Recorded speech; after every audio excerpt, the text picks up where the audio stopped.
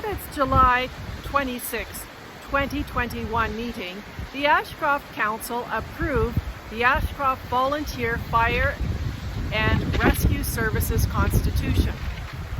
So why does a fire department need a constitution? Hi, I'm Gloria Mertens, and this is That's My Take, an interpretation and education of village council proceedings. Societies, organizations, even clubs, they draw up a constitution, even if they're not incorporated.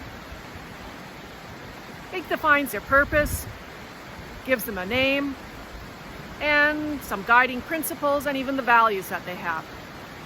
The Constitution for the Ashcroft Volunteer Fire and Rescue Services defines its membership, the different types of members that they have, the membership conduct and expectations, the training competencies for the officers, such as the fire chief, the deputy chief, and the captains, as well as the governance of the association. The fire department is its own entity, managed by the fire chief, who is appointed by the village council and assumes all the responsibilities prescribed by the village. In the old constitution, firefighters apparently were allowed to elect their fire chiefs, but not in the new constitution.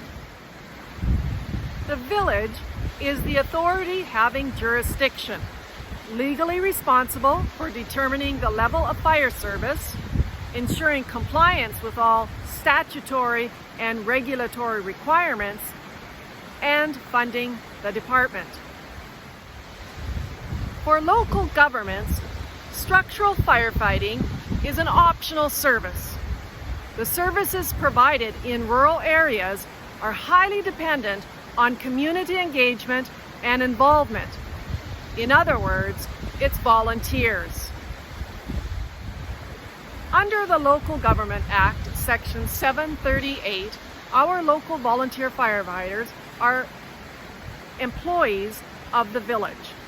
They get a minimal stipend for each call-out and practice.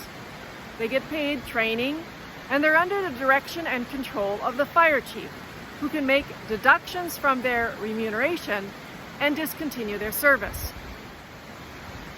As legal employees, firefighters are protected from liability and are covered under WorkSafe BC.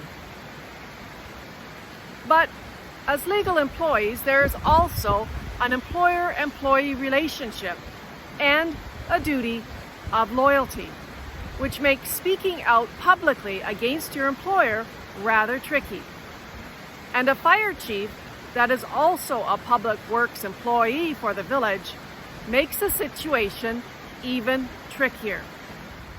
So tricky, in fact, that it may have contributed to the crisis in the department last October 2020.